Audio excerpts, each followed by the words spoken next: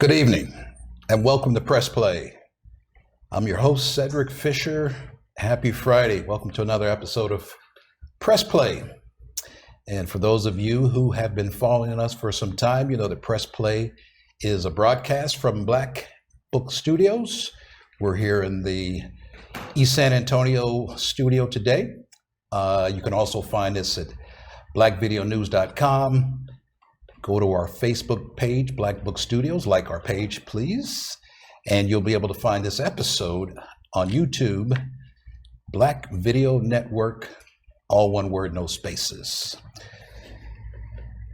COVID-19, it's back with a vengeance. We thought this one had come and gone and we were able to move on with our lives. But as we mentioned last week, it has made a curtain call of sorts, and it's back this time around. It's taken over the other big issue of the day, which was the racial injustice and all the protests that were going on. And both of those issues are still happening. But let's just address COVID for a quick minute here. We want to make sure all of you are listening to following the medical experts. As you guys know, this disease or this virus is disproportionately impacting our community. While other groups tend to manage it pretty well, it's killing us. So I want to encourage you to follow the guidelines of the medical experts. Now, you notice I didn't say national leaders. It's another show and another topic for another day, but listen to the medical experts. Wear your mask, social distance when you can, self-isolate, and by all means, stay strong, watch your nutrition. In fact, we're in the studio here at Black Book Studios, but if you could see between, right next to me here is a social distance divider, is what we call it. It's a plexiglass plate here that's going to separate me from our featured guest of the day. So we got a phenomenal show you're in store for. Today we're going to, as we've been talking over the week, past few episodes actually, going to address a little bit about COVID-19, but more importantly, we're going to talk about racial injustice, the current protests that are going on, and we always bring on subject matter experts who have good breadth and depth and knowledge of these particular topics and how they relate to you, the African American community. Again, by all means, button up for COVID-19, wear your mask. We want to make sure we see each and every one of you every Friday watching the show, and not from ICU. I understand the bandwidth is not great there, so just be very careful and cautious.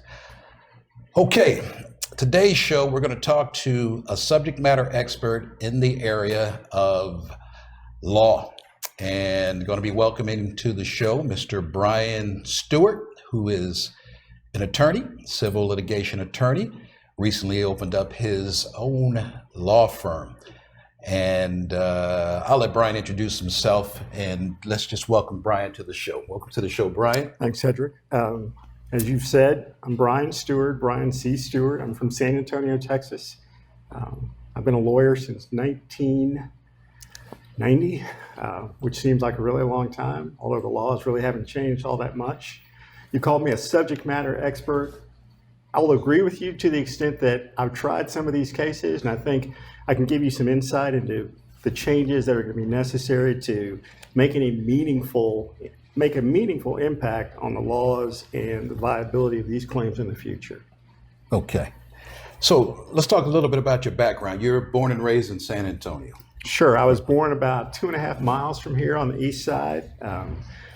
I went to prep school. I was really smart back then. I went to prep school in high school to a place called Deerfield Academy. From there, I went to Duke University, didn't win any national championships there, and obviously wasn't playing. From there, I came back home because I was an only child and went to St. Mary's Law and graduated in 90. Okay, very good. Brian, tell us about your current work. I understand you recently transitioned from a major law firm into your own practice. Sure. I'm a civil litigator. I have been for, like I said, 30 years, which means that you have this skill set that's pretty applicable to almost any issue, any problem that needs to be resolved. About 6 or 7 months ago, I started doing mediations, which is where I typically went to people that are seeking help in getting cases resolved, and I help them.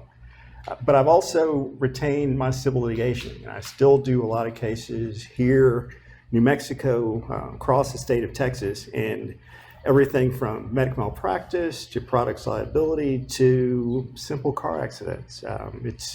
Most of my cases are referrals where people know me, they know what I can do, and hopefully I can help these people get the resolution that's fair under the law.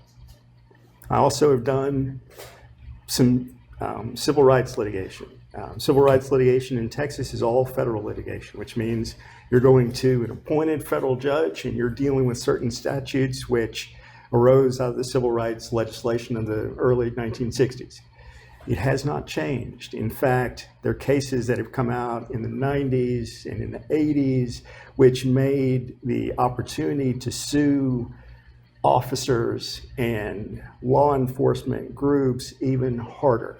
And I think that's what we're going to talk about today, because there are cases that have been tried in San Antonio in federal court. There are cases that are coming up, and without some changes, you can almost predict exactly what's going to happen to those cases. But those cases need to be brought because justice needs to be served on some of the officers and the department. Very interesting. Good topic you brought up. We were talking offline before the show about the 3 cases of the wrongful death. Just give us your take on that. Sounds like you had a pretty good knowledge of what went on and Sure. where they currently are. There's a relatively small community of lawyers across the United States that take these cases. And some of them you see all the time on TV. You see Ben Crump, you see some of these other people. But we talk. And when they're not trying to sell their books, they're trying to actually tell you what the law is and what's going to happen. So these cases always come back to an officer or officers being placed in a situation where they violate someone's constitutional rights. Those are called 42 USC 1983 cases. And again, in 1964, when the civil rights litigation was signed off on by LBJ, part of the solution were these cases in this statute. So in these cases, most of them are excessive force cases, meaning the police officers, under their policies and procedures, utilized excessive force in trying to control, and that's one of their words, control the assailant, control the person. And invariably that means shooting someone in the back, that means putting your knee on their throat or choking them out. Those cases happen all over the United States, and they have since I tried my first one in 1992. The difference is there's videotape now. The difference is it's not having to rely upon what 5 or 6 other officers said. It is there for you to see and hear. And with the cases that are pending here and the cases that are, the George Floyd case and some others, you're going to have great evidence of the excessive force. But what the community is going to realize for the first time is that there's qualified immunity for those officers. Meaning it's not that officer in that setting. It is this objective officer when faced with a threat. That's the law. Can that objective officer when faced with a threat respond in the way that that person responded? And if the answer is yes, that case is over. In fact, the law is so stacked against those cases that the officers' attorneys and the department's attorneys get to file what's called a motion to dismiss. They can file that before any depositions are taken. They can file that before you're able to gather any evidence. And the courts have supported that and said, we don't want to put these officers through any harassment, so we will hear this before you, unfortunate family who's lost someone, have the opportunity to take even one deposition or get the Internal Affairs Department report. Obviously, that's not fair. Obviously, if you can't even get the policies and procedures or the histories, the infraction history that these officers have, you're in trouble.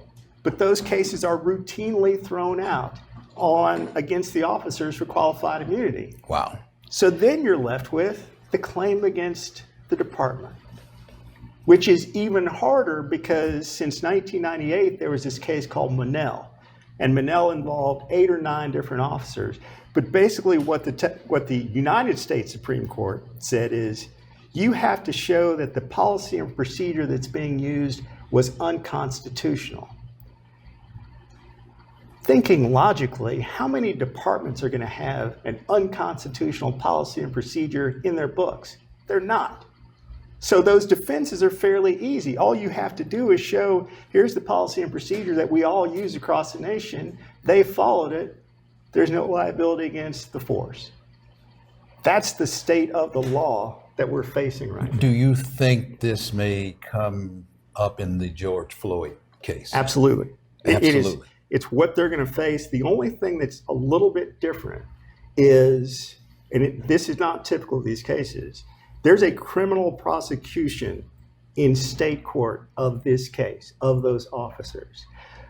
Sometimes you'll get a federal prosecution utilizing the FBI, and that means the assistant U.S. attorney for a given district will be involved. But George Floyd is different. It's a wild card because of that state court criminal prosecution. The federal civil prosecution under 42 U.S.C. 1983 is going to fall to that objective standard. Did the officers, not at the end when you see the video, did the officers, when they first encountered him, use excessive force? There is no, in San Antonio, for instance, there is no de-escalation policy. There's nothing that says once we get the person under control, we have to stop. Those policies are popping up in other jurisdictions. We don't have one. And if Minnesota has policies like ours where there's not a de-escalation policy, the events that take place at minutes 8, 9, and 10 of that encounter are not going to win the day. It's going to go back to the initial encounter, which I guess that videotape and that information started to come out, but it's going to show an agitated, tall black man who is not doing exactly what he's being told. And if that's the standard, and that's a federal judge in Minnesota, and you have a jury looking at that standard, the Floyd family is going to lose, and Mr. Crump is going to lose. Now, this was caught on camera. Absolutely. We got video of the entire 8 minutes and 46 seconds. Right. So there's still a possibility these guys could walk. Because it's an objective standard. Would a police officer, if placed in that position, not at the end, and that's going to be the fight in this case. If Crump can demarcate the initial events where he's in the car where they bring him out to the events where we have the officer with his knee on his throat, if he can break that up, then he's got a chance. If it's looked at as a continuous event, it's looking at the objective standard for that officer when the encounter first begins. And that is ridiculous. And it's unfair. And it means that evidence is not going to be considered. Wow. But that's where we are. That's enlightening, Brian. Now, how does that, let's bring it local here with the 3 pending police brutality cases against wrongful death. How will that work in these situations? Well, we don't have nearly as much footage. We don't have nearly as much information about the officers. And that's key, because if you have the footage and you have the IAD files and you have a history of bad acts, then it's easier to make a claim against the district or against the law enforcement group, because there's something called ratification. Ratification is the concept where if you know that officers are doing these things and you don't retrain them, fire them, or move them into a situation where they don't have access to the public, then a district, then a group can be found liable even under the standards of qualified immunity, because you have historically ratified this conduct, and by failing to act, you are responsible. That's something that is going to come up in these cases, because when you get more and more of the cases and people talking and people keeping track, then you get into IAD files. Then you get into the policies of them and the strange hierarchy in San Antonio between internal affairs, the civilian review board, the chief, and the ultimate decider, which is the collective bargaining agreement, which was negotiated with the police. The final decision maker, as he said in his depositions, the final decision maker on discipline with police officers is the collective bargaining agreement. It's not Chief McManus. Okay. Chief McManus can at best take the suggestions and the recommendations from the civilian review board and decide, okay, I want to terminate this person. And you would think, okay, you've had this civilian review board, which obviously is made up of civilians and police officers. You have internal affairs that's come up with a recommendation. Right. Both of those recommendations are fire this person, he's a bad actor. It gets up to the chief. He says, fire this person, he's a bad actor. That person is fired. That person is at best retrained. At worst, that person spends 3 or 4 weeks of paid vacation. That's the problem. Wow. And you're asking me about these cases that are currently pending. You can play with the facts all you want. You're going to have an officer or officers with a history of bad conduct who have been investigated, who've had complaints filed against them at the internal affairs level, and nothing's happened. They may have been moved to a different department or substation, but nothing's happened. And then it happens. Okay. Is this an issue with the police union? It's an issue with two things. Obviously, the police union has a great deal of power, and it's hard for me as a lifelong Democrat to ever fight against a union, because I know that the principle of what a union can do is all, or should be, positive. This is one of those situations where, in their zeal to protect police officers, they have forgotten the fact that there needs to be some form of discipline that can be meted out to those police officers if they do something wrong. There isn't. The police officer union has gone so far as to prevent the person who should be the ultimate decision maker, the chief, the person with experience, the person who gets all this data, to act. He can't. He can make a recommendation, and the recommendation may not be followed. I mean, you'll see in the news, like the person who fed the feces to the unfortunate homeless person. He didn't get punished until now. Right. This happened years ago. It gets brought up. And one of the cases that's pending is a case over at Ponchitos, and it was a bad actor. Police officer had been a bad actor who had 2 or 3 episodes where he hurled racial epithets at various people in a restaurant, and internal affairs had a complaint filed. They investigated it. He's a bad actor. They turn it over to the chief with recommendations. The chief says, he's a bad actor. Here's what should happen. Nothing happened. So he's then off duty at Ponchitos. A car comes up with some black youths in it. They're making too much noise. The stereo's too loud.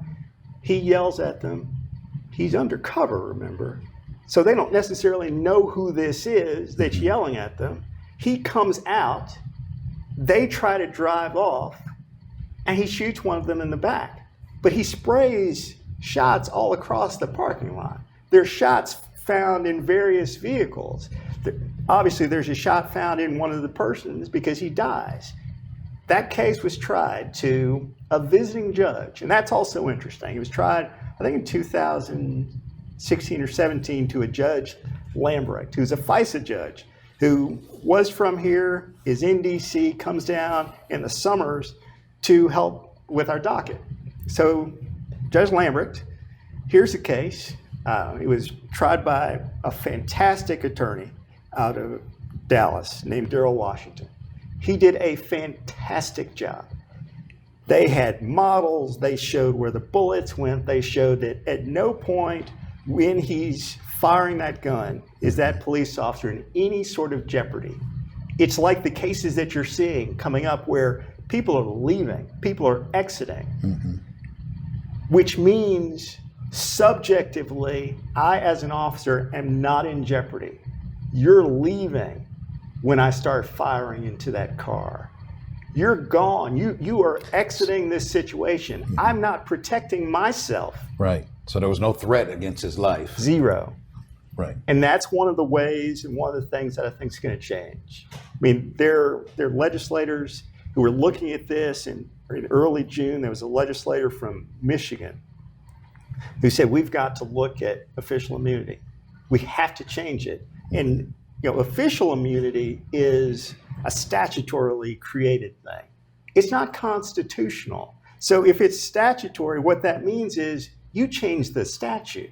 And if you can change the statute, you change all of these impediments that have been placed there over the years. That's what we're going to do. That's what we're trying to do. Okay. Is that a police union topic again?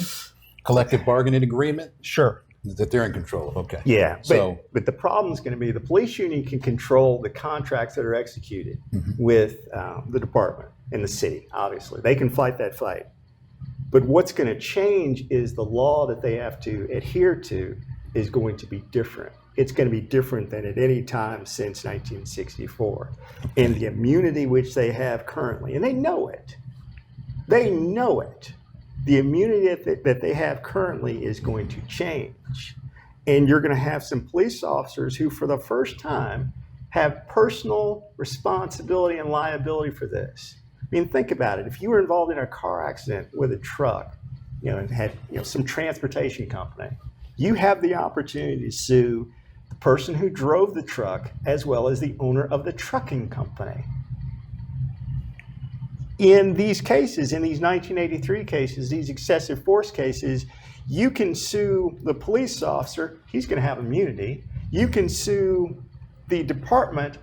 They're going to have immunity too, because their policy and procedure is this homogenized thing that was created by some policy wonks out of DC. So it's not going to say anything crazy.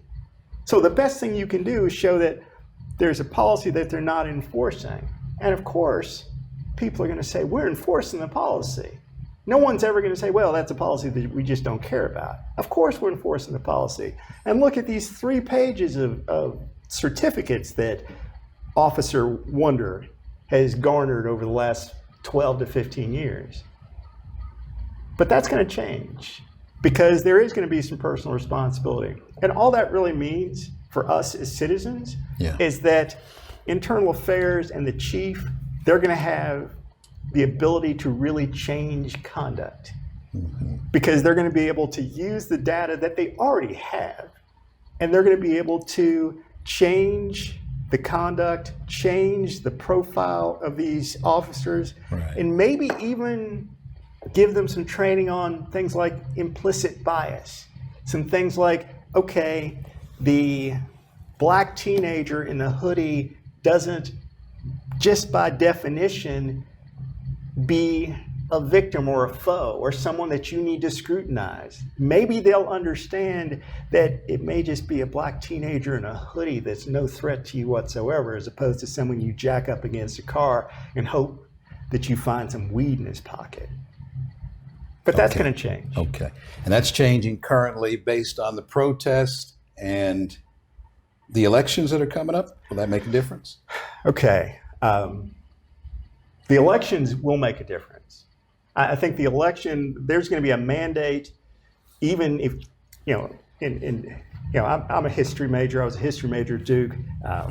I expect a surprise or two between now and the election. I think that's just what happens. What type of surprise? I don't know. I'm not sure what it is, but there's going to be something that the current administration can use to galvanize his support, his base, to make them vote. And we've seen some crazy things happen. And I'm also assuming that there is an election in November, which I go back and forth on. But to answer your initial question, I think there's an incredible opportunity now because of the election and because of Black Lives Matter And the protest, and right. this And leadership, the marches. I think if they can speak with a coherent voice and have friends at the legislative level to start pushing this legislation through, I think it has a chance. I mean, if the Senate flips and you have both a Democratic House and a Democratic Senate, I think there's no way in the world some of this legislation doesn't pass. If that doesn't happen and there's still some impediments, I would say common sense says there are going to be some changes, but we've all lived through Sandy Hook and there weren't any changes, so I'm not sure if this And will Rodney be King and worse. all sorts of. Right. Sure. But I think there's an opportunity, and I think with the leadership, with the youth leadership of Black Lives Matter and some others, there's a chance for something fantastic to be done. But that leadership needs to tie into a more national figure or national figures that can help harness what's happening. Because as much as I love my young brothers and sisters, a 26, 27, or 28-year-old at this time cannot galvanize the movement into doing what needs to be done. I mean, you're not, Reverend Martin Luther King in the late 50s. Yeah. It's a different situation, but Reverend Martin Luther King didn't have social media. And I think there's some opportunities there to communicate effectively with the youth and with some old people who want some change and who are just fed up and maybe get something done. That's so good. We'll see. It's a good topic.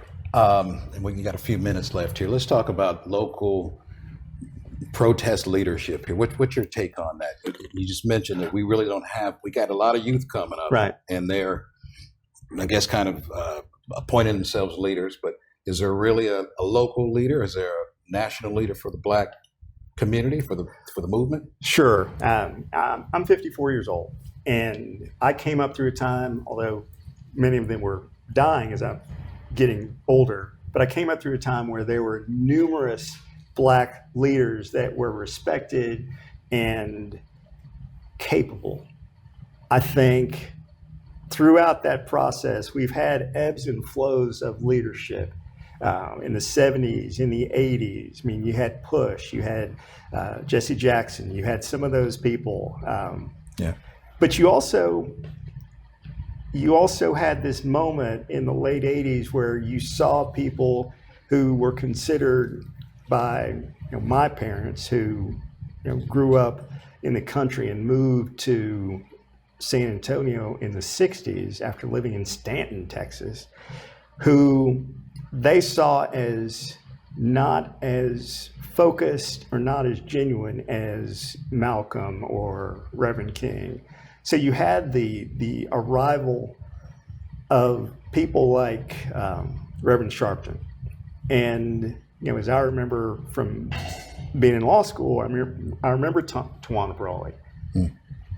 So when you're at the George Floyd funeral in Houston, there he is. And I haven't heard about him in 10 years. So your question was, is there leadership at a national level? I don't know, because I hope it's not him. I think some of these young people have an opportunity and they have the ability to communicate with us as never before. I don't necessarily believe that the movement will be taken seriously if the leader of that movement is someone who they tried to discredit in 1988 and 1989. I think if we don't have established old leadership to step in and guide, then it's going to come from the youth. And they know what they're facing. I mean, as an old person, I wish they would do things differently. I don't want anyone to ever riot, because that's so easy for them. It's like when you turn on the news and you see someone throw a Molotov cocktail, the first thing you're wishing is, please don't be a Black person, because you know what the impact of that is. We always think about that, don't we? Right, because that's the thing that's going to be shown on CNN. And right. Heaven knows it's going to be a loop on Fox. But those are the types of things that we have ahead of us, and I think those kids, they have a chance. They have an opportunity. Awesome. Brian, we're out of time. Okay. This has been very enlightening. I think a lot of our viewers have learned some new things, and it'll help us on trying to sort all this out as this unfolds in the future. Last question, is there anything we can do for you? How can our viewers help you? Is there any front or just want to leave some parting words for? Well, I think the first thing that you can do in the short term is do something that you just said. This is a scary time. And the moment you don't take this seriously and you let your guard down, you or a loved one will be affected. I think we have to guard against this because it is real and it is killing us at a disproportionate rate, and that's not going to change until we change. With respect to my practice, take care of yourself. I hope you never need me. But if you do, I'm there to help you. And I will give you sound advice. It may not be exactly what you want to hear, but I'm a pretty good barometer of the legal system in Texas and have been for 30 years. Awesome. Thank you, Brian. Thank you. Appreciate that. Attorney Brian Steward. He's been our guest tonight. It's been a great show. Thank you for watching Press Play. You can find us here every Friday, same time, same channel. Again, take care of yourselves. We'll see you next time. Hello, this is Cornell with Frost Bank. Hi there, this is Terry with Frost. Good evening, this is Franklin. This is Robert with Frost. Hello, this is Rosemary with Frost Bank.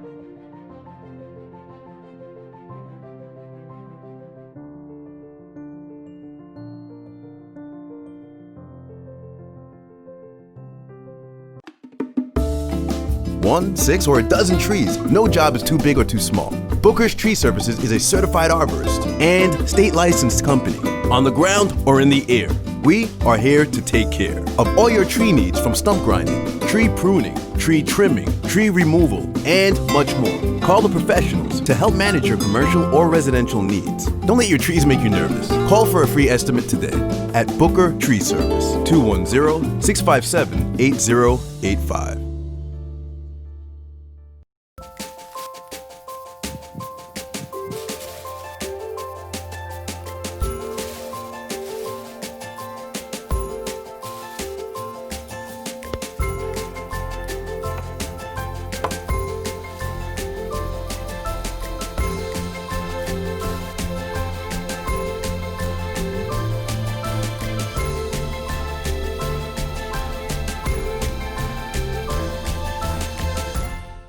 One in three adults has prediabetes.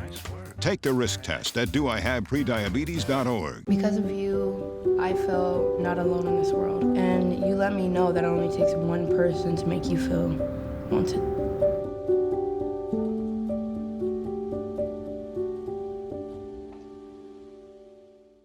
One in three adults has prediabetes. That means it could be you, your favorite brother, your other brother.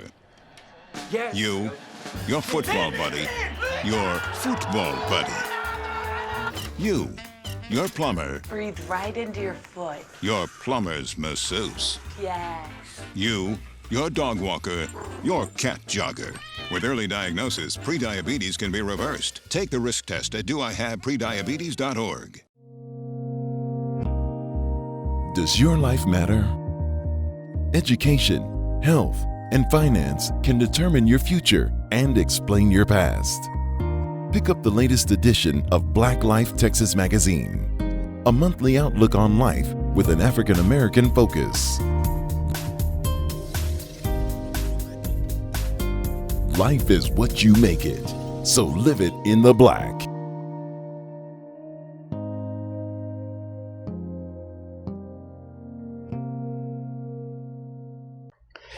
Good evening and welcome to Press Play.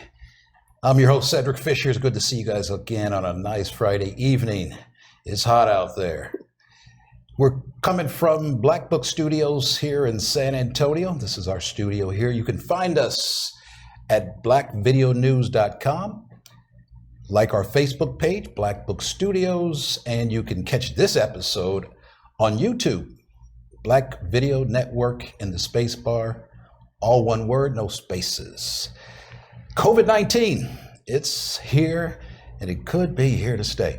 It's an interesting situation because the numbers are now piling up. It's spiking, almost out of control.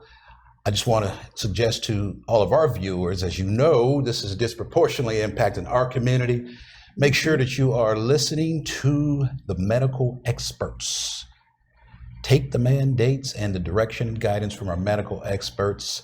Wear your mask, social distance, self-isolate, take care of your health, whatever you need to do to make sure that you can continue to watch this show every Friday. We're looking forward to seeing you, and we want to make sure that you don't have to watch this show from inside a hospital. Tonight, as you guys know, we are always talking about two big topics. Currently, one, COVID-19. We, by the way, have built a resource, a website of all things COVID-19 for the African American community called blackimpactsab.org. blackimpactsab.org. Go on the website, see if there's some helpful information there. We encourage you, if you're inclined, to donate to our nonprofit and help us get the great work done we're doing for the community here. And of course, the other topic that we talk about is racial injustice. The protests are still going on. Some of the marching may have simmered down a little bit, but just keep your ear to the ground. We're hoping that some of the changes are going on with police reform and that sort of thing. And we continue to bring on special guests who can address these issues. Of course, we are now coming up on a local election, and we want to make sure that each and every one of you gets out and vote. We spent a lot of years fighting for that right, left a lot of blood on the streets. Execute your vote. If you don't vote, don't complain. If you don't vote, don't complain. Having said that, we have a special guest on tonight, and we'd like to bring Miss Monica Alcantara to the studio. Welcome, yes. Monica. Thank you. Thank you for having me. Thank you for having me on today. We've got some very challenging questions for Monica. She is the current chair of the Democratic Party running for re-election. That is correct. So you would be considered the incumbent. I'm the incumbent. Okay. Yes. Monica, why don't you just share your background with our viewing audience and tell us all about you? Absolutely. Well, I've been in office for 2 years, but I was born in Houston, and I went to school in Houston. I became a litigation paralegal. I have been a litigation paralegal for 26 years now. And so all of my 26 years, I have worked on the plaintiff side. And what that means is I have always worked helping those that have been injured, those that didn't have a voice. And so I've enjoyed doing that for the last 26 years. And right now I'm using my voice in a different capacity. And that's really to get Democrats elected and get our Democrats out to vote. Okay. And you're you're currently the incumbent, right? Yes. So there's some competition out there. Yes, I do have a challenger at this time. All right. So if I'm a voter, and I am. Yes. Because I've already cast a vote, mm-hmm. Why would I choose you over whoever else may be in the field? Well, so when I came on for a specific task, and that was to ensure that we grew our party, that we brought in transparency, that we made it more inclusive, and we actually got to work to ensure that we had actual Democrats who were Democrats running for office. We didn't want anybody kind of sneaking in. I wanted to ensure that we actually had Democrats. And why was that? And that's because I was looking at it as a mom, right? And as a wife, and what did I need for my family? And so when I took those steps, become the chairperson, I have in my family, I have I have a veteran dad who I needed to ensure that his rights were protected. I have a lesbian daughter who I needed to ensure her rights were protected. I had a young mother who was a single mom as a daughter. I needed to ensure that her rights were protected and she could ensure that she had access, and there were actual Democrats that were going to be there for my grandchild. And so I always tell everybody, I am a walking Democrat. You are. Because we touch every aspect just in my household alone. That's a lot of diversity at the Thanksgiving table. It is. That's great. So part of your mandate or platform is to unify people of color and. Absolutely. And so what has occurred, right, with everything that we're seeing right now, all the injustice all across, right now is the absolute time. I've already had conversations with an amazing group. I'm sure you've heard of Pharaoh Clark and the Reliable Revolutionaries. Sure. And I've spoken with, John Owens. I'm sure you know him, with NAACP, who runs a chapter. And right now, what do we need to do is we need to bring everyone together. And that's the reason that it's so important that our members, or those that are out there, become precinct chairs, because then you have a voice within the party and we can push the material forward, right, through resolutions, and then take it to our electeds and so on and so forth. But in doing the work, we need to bring a voice from everyone. So we need I need our, we were just talking about this, I need our Chinese Americans, we need our Muslim Americans, we need our African American brothers and sisters, we need our Latinos to come vote. So, but how are we going to do that? And that's by sitting around having conversations about, what is the need? And we all have that same need. So together we have one solid voice, and our voices together would be so strong. Right now, as they go into the next legislative session, they'll only have 5 months to get to work. But guess what? We have time now before January to come together as a whole, make our voices heard, and march every other week down in Austin, making sure that our legislators hear us. And that's what we need to do. I had a conversation just last night with Mr. Clark and some of his members. And you know what? There is the work they are doing is phenomenal. But I will tell you is that my age group, and I'm putting my age out there, I feel like I'm on the older spectrum, and older, had a divide as the understanding about the word defund. And it wasn't until that was explained that we're all on board. We all understand it, and we are all for it, right? Sure. But it wasn't until it was explained what the word defund meant, right, that then there was some pause and some question. So I'm all for helping our electeds understand what it is that our young people are out there fighting for, because I think we're all fighting for the same thing. I think we're just using different vocabulary. Yeah, and I think semantics. Once we make that clear, I think everybody will be on board.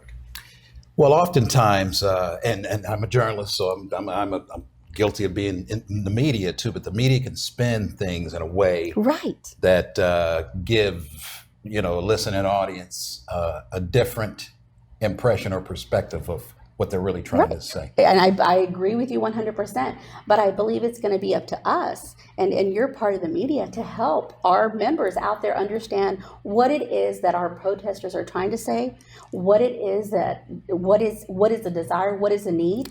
And once you help in that platform, and I help in that platform, right, we all need to come together to help them with that messaging, and then I think we're all on the same page. Okay. Given that, the media can control some things, and obviously you're in a competitive race right now, and there's been some controversy that has been sort of tossed against you. But absolutely. Why don't you kind of talk to us a little bit about that, or how you feel about it? Okay. Well, like I said, or like you just mentioned, I've been since day one. I believe that there was a group, and understandably so, that lost their leader and felt disenfranchised. When I came in, I told you I was a litigation paralegal. When I came in, I thought I took out the leader, but I was ready and willing to work with everyone underneath. Just as I have for the last 26 years, and every law firm I've been in, they take out one of the attorneys, and guess what? You may not know the new guy, but you're willing to work with them because there's a job that you have to get done. And that's the same thing right now. There should be no difference. We all need to come together, because fighting amongst each other doesn't get us anywhere. We all have to come together and fight who? We have to fight against the Republicans. We have to ensure that we get Donald Trump out of office. So right now, any of the petty mess doesn't help any one of us, any group. It only hurts us. And so I'm hoping that once I'm reelected, hey, everybody, even if you felt that, wait a minute, I didn't care that, we had a new leader, come back, come in. I want us to unify. I want us to work, because we have a large job. We have a big job, and that's ensuring that all of the groups are together, and that's ensuring that we are all working towards the same goal to ensure that we get Donald Trump out of office. Because if not, we're only hurting ourselves. Okay. So Good. So, Monica, in the African American community, and we talked a little bit with the former guest about the 3 wrongful death situations that are going on, even though one has already been tried. What's your take on that? Can you elaborate on that? Well, the only thing that I can say, I don't have information as to what's in the file. So I don't know, or I can't see what our DA is seeing. Okay. But if anybody is wanting to question what is going on, guess what? We all have a right to ask our electeds. We all have a right to question what is taking place. And how you do that is you become a precinct chair. You become a precinct chair, then you can bring a resolution into the party, and the party can then stand behind you in regards to whatever that need is.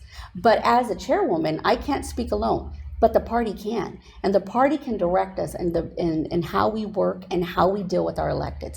So the best way to get involved and the best way to have your voice heard is join the party, become a part of the process, become a precinct chair, have a right of vote within the party, and then cast your resolutions as to what we do and what we stand for and what we stand against.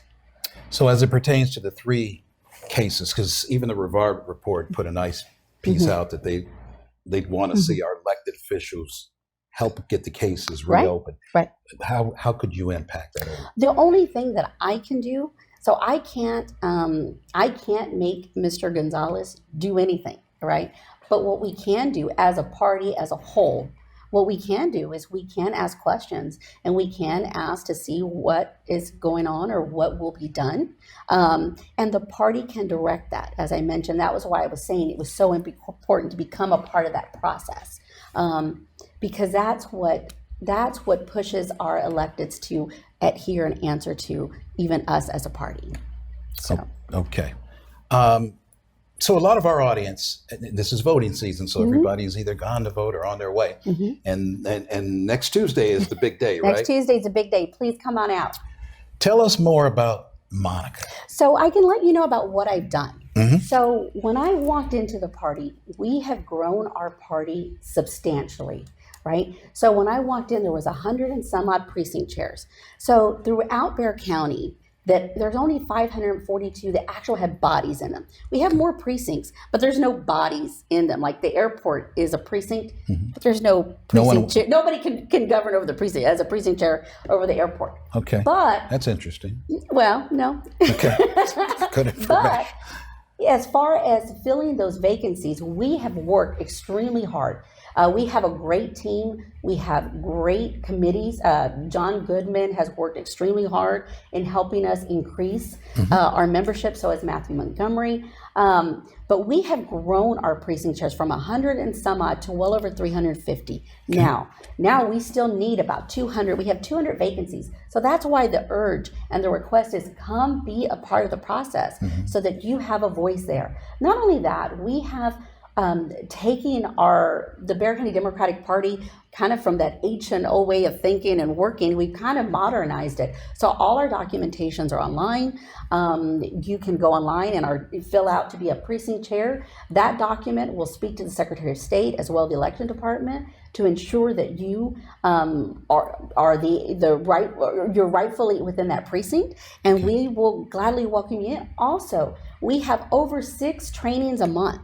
So we take a precinct chair from coming in to what does it mean to be a precinct chair? How can we provide you the tools? And then showing you how to use VAN, which is our Voter Action Network, which gives you the data for all voting Democrats in Bexar County. Right. And then showing them how to be an activist and going out and a community leader. So we take them through the steps. So what we're trying to do, I cannot do it all as a chairwoman, nor could our deputy chairs, but guess what? If we have all of our precincts covered, can you imagine how powerful we'll be? Because that, for example, if you're a precinct chair, you become a representative of your area, and you can pull out those Democrats to go vote. When I first came in 2018, I ensured we had 51 out of 51 wins in Bexar County. And how did I do that? I was the only chair that reached out to the Texas Democratic Party to bring their money and their resources down here. No other chair had reached up to Austin and said, hey, Bexar County is extremely important and we need you down here, but we need your resources and we need your money down here. And in doing so, I was able to work with them, and we secured 51 out of 51 seats here locally. And that's a huge success. Not only that, in that time, we were able to raise over $200,000. And that was on top of what the resources we were able to pull in from the state. And so it's not a time to be, just to ourselves. This is a time to say, hey, what can you bring to the table, and how can we work together, and how can we get our voices out there, and how can we get those votes? When I first started, people said, don't even look to the north side, it's all Republican. That's not true. We pulled out, the first year, we pulled out 100 and some odd votes out of Chavano Park. This last election cycle, over 450 Democrats are within that area. So there are Democrats that are in those areas that nobody wanted to touch because they said, oh, it's red. But no, there are Democrats there because why? Our parents, right, that were raised on the west side, that were raised on the south side, they have a little education and money, and they move further north, right? Okay, sure. They move further north, and our north siders then move further towards the suburbs. So there are Democrats out there. We just got to go pull them out. Interesting. There's also, and there's also what we need help on, and this is where I've talked to Pharaoh, is that there are over 80,000 voters that came out and voted for Obama, rightfully so, on the east and northeast side, but they haven't come back out since. And that's where we need the help. We need to pull those voters back out. If Trump and everything that he's doing has not motivated them to come out, I don't know what will, but we need to pull them out. There's also 40,000 women in Bexar County that are registered to vote and haven't voted. There's another group that we're working with that is going to bring out that women vote. And so right now, that's what we have to do is we have to collaborate with everyone and say, come on in, and how can you help? Because we have to pull those votes. We have to pull the 80,000 votes out of the east side. We have to pull those 40,000 women votes that are registered and are not voting. We have to get them in. We have to get them to vote for November. Can precinct chairs help with that? Precinct chairs can help with that, and that's why they're needed. How do they engage? So what happens is precinct chairs are provided the data as to who is out there in their area. So for example, I'm just going to give you a number. I don't know what your precinct is, but I'm going to say you're 2044. So you would have the data for 2044. And as a precinct chair, you would reach out via email, phone call, to block walk, to send a postcard, to give them the information that it is election season, their vote is important, and we need them out, and we need them to come out and vote. And that's how precinct chairs are essential. And that's why we need them. Is because, yes, we can send mass mailers, but guess what? If your neighbor hears from you, he's going to trust you. I mean, I can send out, and we can all send out as much information as possible, and it's needed and it's done. But if your neighbor hears from you, he trusts you, and your neighbor will come out for you. Okay. So you mentioned, while we still have a few minutes here, earlier, a resolution. How does that work? So our members have voting rights. We're just like a board, right? And so our members they will present a resolution. They will put it through our committee. It will be sent to the CEC, and the body as a whole votes on whether there is an issue or an item that we support or we don't support. So I cannot, as a chairwoman, say I'm going to speak for the Democratic Party and I'm going to do this one issue. I have over 350 per se board members that I also have to answer to. So it is the voice. The power is in the vote, and even with our precinct chairs. Okay. One last question while we still have you here, yes, Monica. So we have the privilege of interviewing and really getting to meet a lot of the local leaders in the city here, actually in Central Texas. One of the questions I always like to ask is whether you're a mogul, mini mogul, mogul in the making, mogul on the way, bona fide leader, appointed leader, assigned leader. Typically, a leader always has one book they kind of refer to. Yes. And they keep it on their nightstand. Yes. What's on your nightstand? My Bible. And I'm going to tell you what people don't know about me. I have been knocked down many times in my life. I've gone through many trials and tribulations, but there's one thing that I always do is I get right back up. I had a child that was born 1 pound 9 ounces. She coded on me 8 times. If nothing in your life can get you through that, I know my God, my Lord can. And there's nothing else. And I will tell you, I've had a mother that they told me, go home, say your prayers. And I said, nope, by the power of faith I believe in. And my mother was fine. My daughter was fine. I'm a fighter. I know you've heard that. But that's because I believe in fighting for what is right. And I believe in fighting for are good people. There's something else I'll leave you with, and there's not, I'm sure you've heard. Mm-hmm. My husband will pick on me many times because this week alone I've heard, it's not on my nightstand, but it's something I listen to throughout to motivate me. And that is the Admiral William McRaven's When You Make Your Bed speech. Have you heard it? Oh, I have, absolutely. And and many times when I have a little doubt in what's going on with people mm-hmm. and things, I listen to that and say, let's make our bed. Let's keep moving forward. Let's keep going. Okay, good, good. I'm going to give you an opportunity to ask me a question. Is there anything you might want to ask me or even our viewing audience? Well, I love what you've done with your studio, but I also understand that you worked or you had a sponsor that was quite famous. So who was that? Sponsor? Okay. A partner? A partner? Oh, who was that? Monica. Many moons ago, I'm originally from California, so many moons ago, and I've been in journalism for 40 years now, mm-hmm. publisher. My very first magazine I launched out of Southern California. Those of you who are watching from LA, you remember this. It's called Influence of African Americans. Mm-hmm. And my very first partner who put up the first money was mm-hmm. a gentleman by the name of Johnny Cochran. Wow. And at the time, Johnny wasn't a big national icon. This is before the O.J. Simpson mm-hmm. trial. But yes, to answer your question, he was your one. That's partner. Awesome. Yeah. So are you still friends? Thanks for asking that question. Well, he's passed away. Well, he's passed away, but I mean, did y'all stay friends? We did over the years. And, of course, he turned into this huge, historic, attorney with the whole O.J. Simpson. So I'm sure he had great stories. Yeah, and then he expanded his practice throughout the country. But we remained friends over time. So. Good.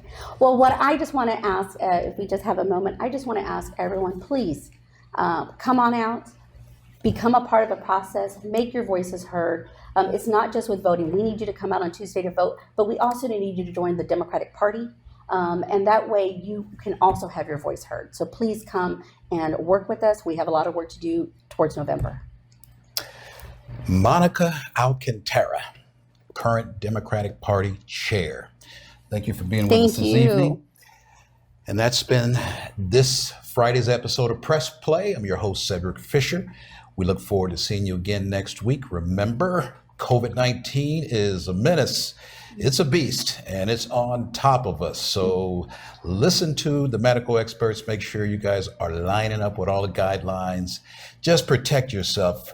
We don't want to get into controversy or conversation or conflict or debate over if this thing is real or not. Just put on the mask so one day we can all go back outside. Thank you again for joining us. We'll see you next time. Have a good evening.